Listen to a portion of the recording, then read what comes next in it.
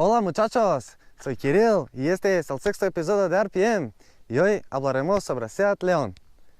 Океј, долно беше со мојот лош обид да зборувам шпански, но мислам дека сативте поентата. Денес го возам шпанскиот Голф, односно Seat Leon FR. Но, пред да продолжам, направете сабскрип на нашиот YouTube канал, бидејќи ни значи вашата поддршка, но и да бидете известени секогаш кога ќе имаме ново видео. Добро? Сега може да се вратиме на Леончето. Ептен добро му стои бојава, нели? Ми се допаѓа тоа што кај Леон можете да избирате малку похрабри бои, како оваа. Онаа сина тиркизна, дури и зелената и повторно да изгледа убаво и поразлично. Секако за тоа е должен самиот негов дизајн, кој што изгледа доста убаво, привлечно и спортски.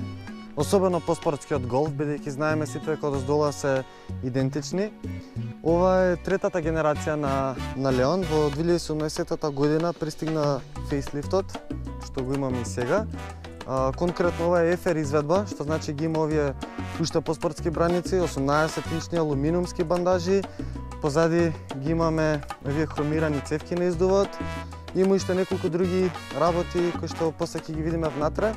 Но прво го оставам мојо сомбреро, а и кога сум тука, ќе искористам да ви го покажам багажникот.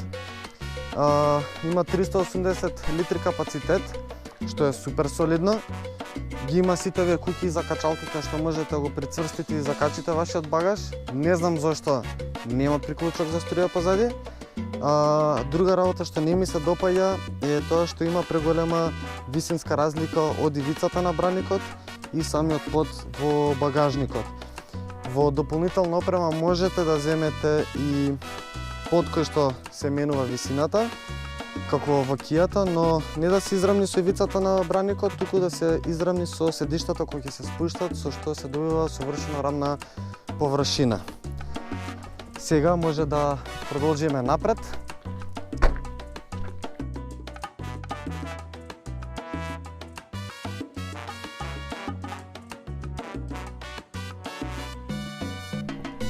Напред ги имате овие предобри спортско кожни седишта. Предобри бидејќи се прилично удобни и овие бочни страници се доволно големи и цврсто ве држат во кривина. Ми се допаѓа и самиот волан, кој што е исто така спортски, со овој рамен дел доле, со црвените шевови кои дополнително акцентираат дека сепак станува збор за FR изведба. Во овој пакет исто така го имате и 8-инчниот екран кој што е супер солиден, респонзивен е, имате и навигација. Можете да се поврзувате со вашиот телефон без разлика дали е Android или Apple. Вреди да се напомене дека со фейслифтот се намалени копчињата. Доста почисто, доста попрегледно, пофункционално, исто така се искористени многу по-меки квалитетни материјали низ целата кабина. Има голем број на остави, доста се големи и во вратата и тука во наслонот за рака. Дури имате и фиока тука под возачкото седиште. Исто така ми се допаѓа што има тука два порта за USB, исто така и позади. Назад има одличен простор за нозете. Одличен простор има и за главата, и покрај тоа што е спортско возило, со спортски облини, закосен покрив, сепак има многу голем простор за главата. На средниот дел, очигледно го гледате превисокиот тунел, но искрено, бидејќи е тесен, не представува проблем за возење на долги дистанции и е сосема удобно. Ви ги кажав, нели, USB портовите, тука што ги имате два, и мора да признам дека со панорама во горе тука е стварно многу убаво. Мој буена.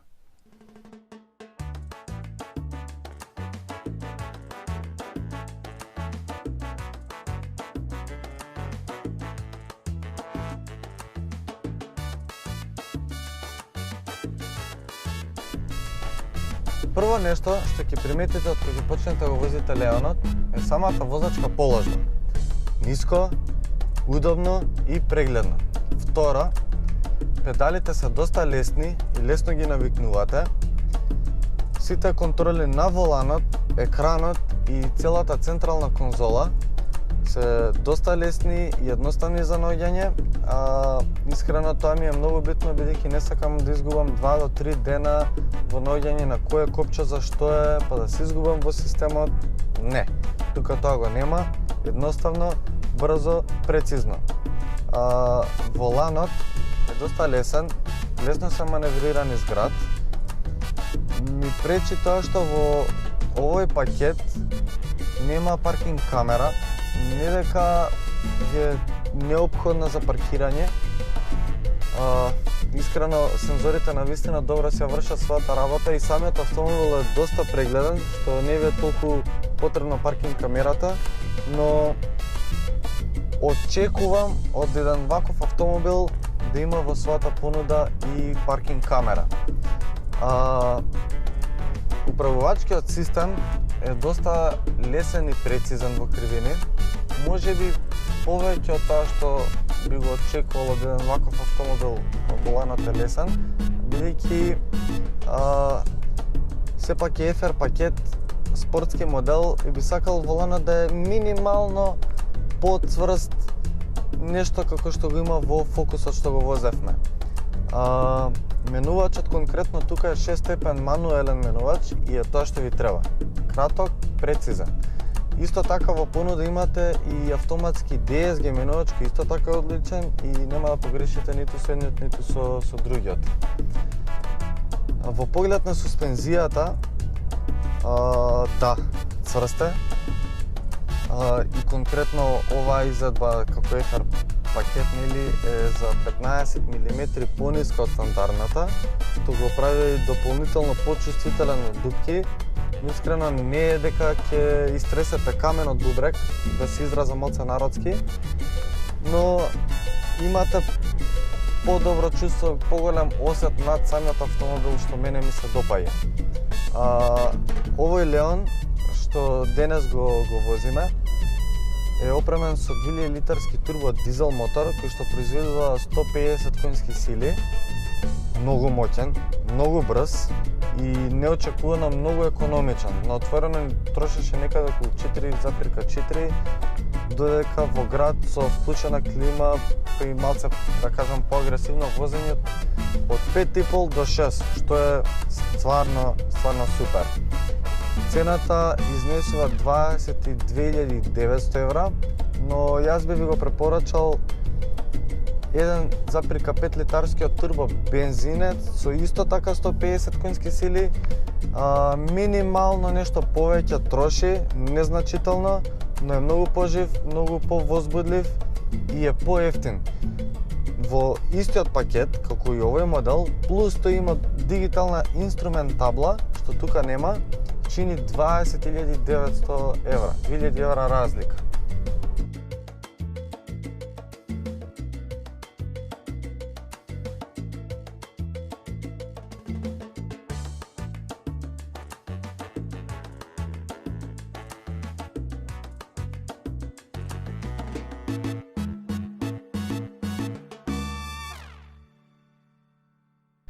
Океј, дечки, као забелја, на крајов на денот ни заврна, но тоа беше новиот Seat Leon FR. За волја на вистината, на почеток од идната година ќе пристигне 4-та генерација на Leon, но без разлика, тука имате се што ви треба. Мене ми се допаѓа, ако и на вас ви се допаѓа, слободно посетете го салонот на Seat и се гледаме наскоро со ново видео. Gracias por su atención. Чао!